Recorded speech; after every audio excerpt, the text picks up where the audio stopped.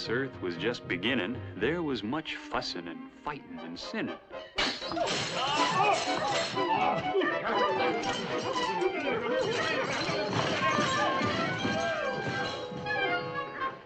Then one day a cloud appeared up in the sky, and a great heavenly voice spoke from on high. "O good man Noah," said the voice, "the things I see leave me no choice. I must send rain and flood one day to wash the wickedness away. But what few things are good and true, those will be spared to start anew. Now Noah, you must build an ark, and these dimensions you will mark, 300 cubits for the length. To cut such logs will take some strength, 30 cubits high and 50 wide, the entrance to be on one side, one window and a single door, basement, mezzanine, and main floor. It must be built of gopher wood. Is that point clearly understood? Use pitch to fill each crack or leak. I'll begin the rains in a week. You have 7 days to do it, so don't just stand there. Go, man, go!" When Noah got the message from the sky, that there would be a rain and the waters would be high, he called his sons together, and this is what he said. "Now, Shem and Ham and Japheth, no more sleeping late in bed. You see, I got some special orders. You gotta help me build an ark." "What's an ark?" "Some kind of boat, I reckon." Build an ark. How you build one? Build an ark. What's it for, Pap? Night and day, no time to play. We got to build an ark. How soon? 7 days to make it. We gotta shake it. You gotta help me build an ark. Let's get moving. The boys went in the forest to cut some gopher wood. A mess of trees were chopped in that busy neighborhood. The skies were growing darker, and time began to fly. Before they had their lumber pile, 3 days and nights went by, and Noah called out to his children. We got to rush and build that ark. Looks like rain. We're gonna need some shelter. Rush, build that ark. 50 cubits wide. Rush, build that ark. Length 300. Night and day, no time to play. We got to rush that ark. I need a vacation. 4 more days to do it. Let's hop right to it. You gotta hurry with that ark.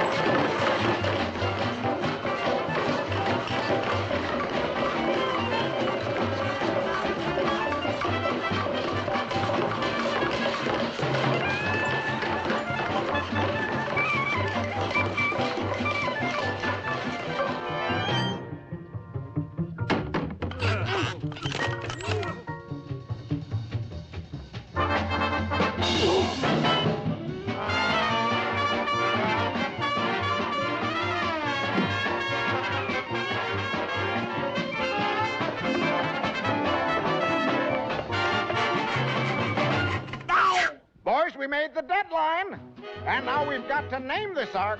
Let's see, how about Shem's ark? Ham's ark? Japheth's ark? Boys, I think I've got it. Why don't we call it Noah's Ark? Oh, yeah! I guess we'll call it Noah's Ark. That's good! I like it. That's very good. That's nice. Exhausted from their job well done, it truly was a handsome one. The boys lay down to take a snooze when Noah cried, "No time to lose. We've one more duty to perform. This final day before the storm, into the ark we have to bring just 2 of every living thing. Go north, go south, go west and east. Find 2 of every bird and beast. Invite each pair to be our guest. Accomplish this, and then we'll rest." The boys went out upon these words among the animals and the birds and promised them admission free the first boat ride in history. Yes, sir.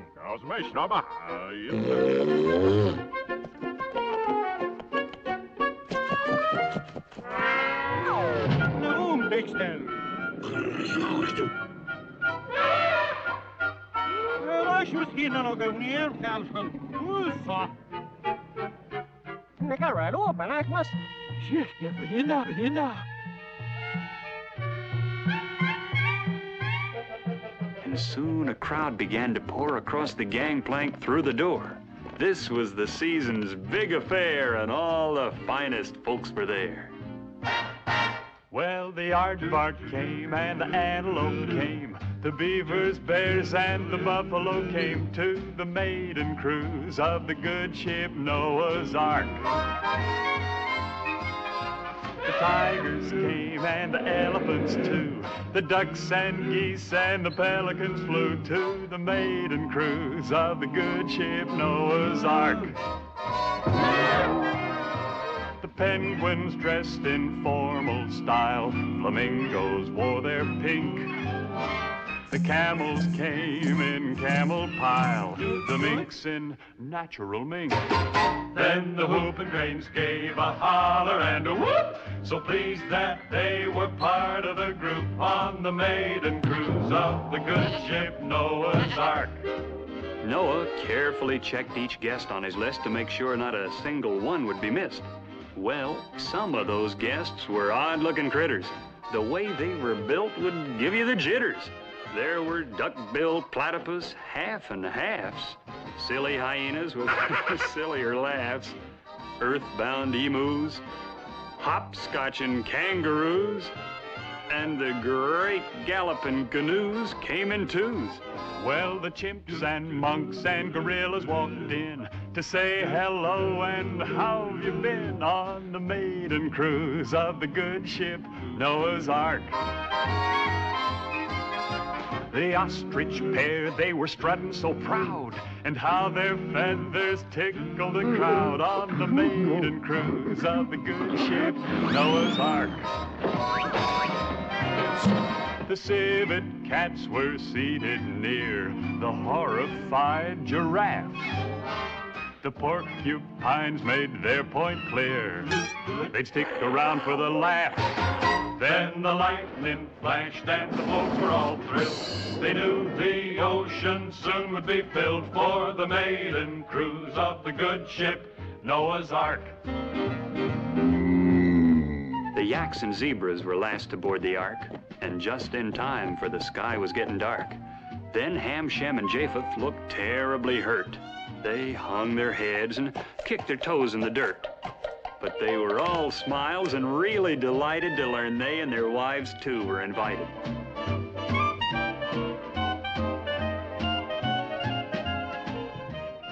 And Mrs. Noah, whose task it was to pack a picnic basket, had prepared some simple victuals to fill up their empty middles. The old gal had potato salad, macaroni, bologna, pastrami, salami, baked ham, berry jam, marmalade, lemonade, peach pie. Oh, my.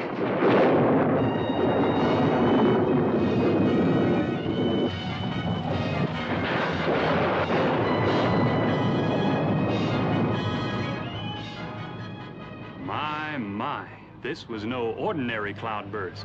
Of all known storms, this was the worst. Oh, it rained every day, it rained every night, but the old Gopherwood Ark was weather-tight. How it did rock and roll once it left the land.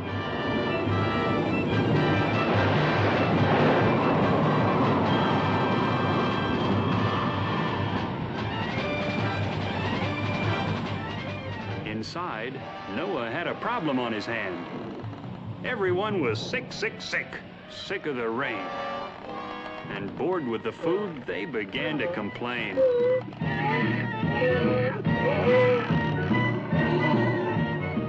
Some even said, "We've been in some boring places, but here, day after day, the same old tired faces." What with all the terrible snarling and growling and pushing and shoving and hissing and howling, poor old Noah's mood was one of complete despair.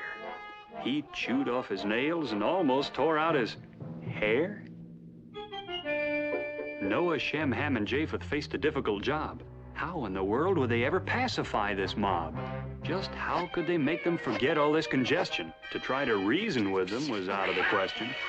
Then Mrs. Noah calmly said, Me music hath charms to soothe the savage beast.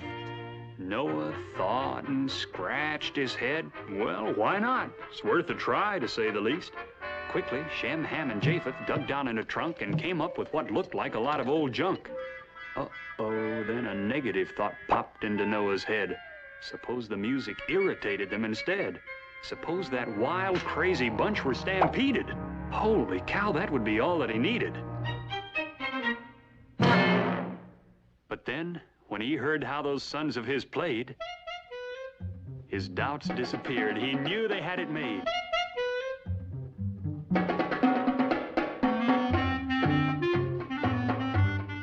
Each bird and each beast with a smile on his face turned to his mate and with the utmost of grace offered her his arm. I should say paw, or wing.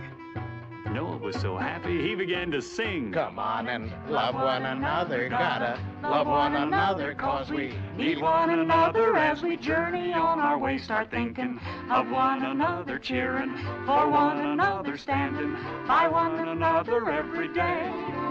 When there's a storm to weather, surely you'll note that we are all together in the very same boat. So come and sing while it's raining, laughing, dance while it's raining, give up all our complaining, and we'll chase the clouds of gray. It's fun to love one another really, love one another truly, love one another all the way.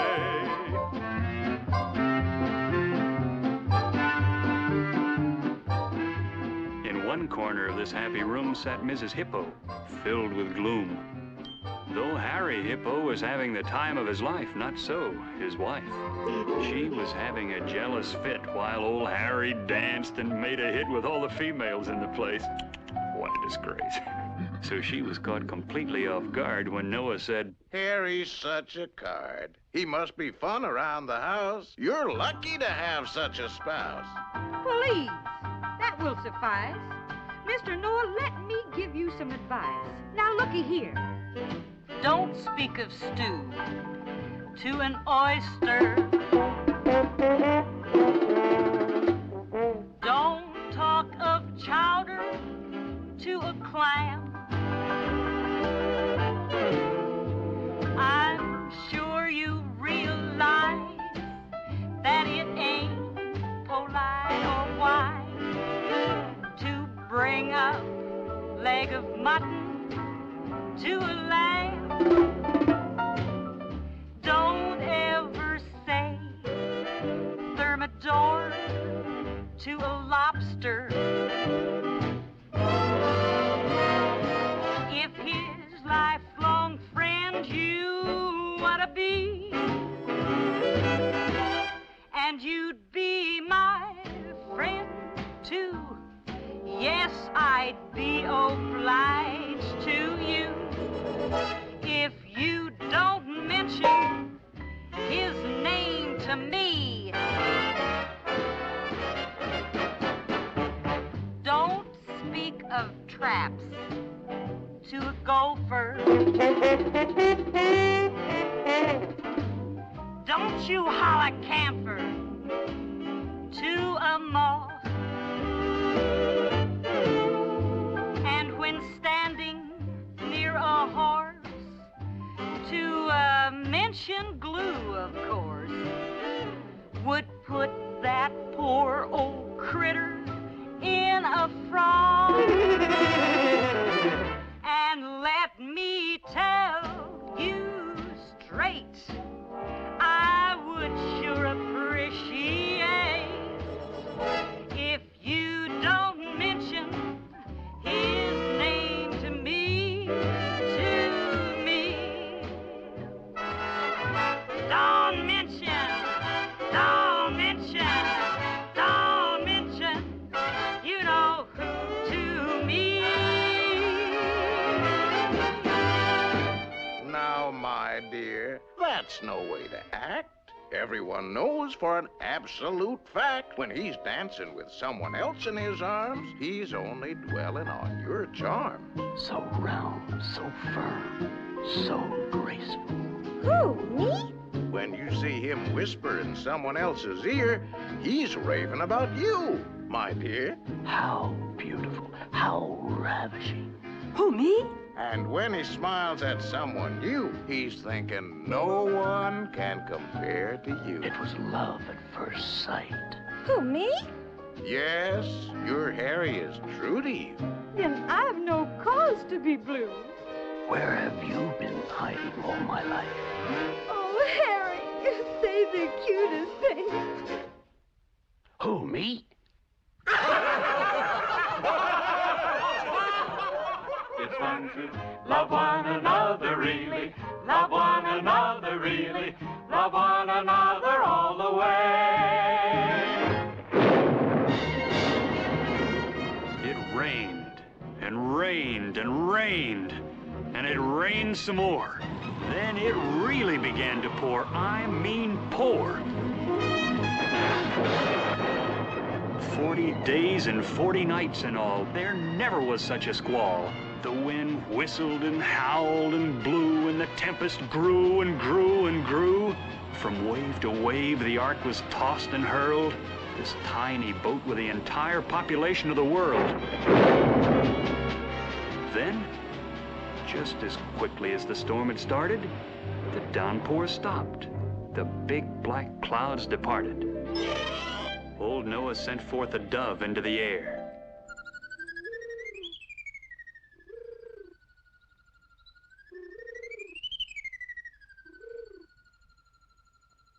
Returned with olive branch, forecast, weather fair. Noah ran quickly downstairs with what he'd heard. This was gospel truth. He got it from the bird. The rains had stopped. The skies were bright and clear. Their trip was over. They were here. But where was here? No one seemed to know, or even seemed to care. The important thing was that they were there. Then they finally saw just where they were at, beached high and dry on good old Mount Ararat. Then everyone hugged and kissed and hugged their wives. This was a trip they'd remember all their lives. Now they waved goodbye and began to descend. Yes, all ashore, 'cause this was the end of the maiden cruise of the good ship Noah's Ark. They headed home with their little ones now. The families all grew larger somehow on the maiden cruise of the good ship Noah's Ark. They all went off in little bands to Asia or Peru, to Africa and other lands where life was starting anew. Now they all could brag every place that they'd go. Our family came over, you know, On the maiden cruise of the good ship Noah's Ark. So ends the tale of the world's first boat, and of the history it wrote, and of the man who proved his worth back in the earliest times of Earth. It was the maiden cruise of the good ship Noah's Ark.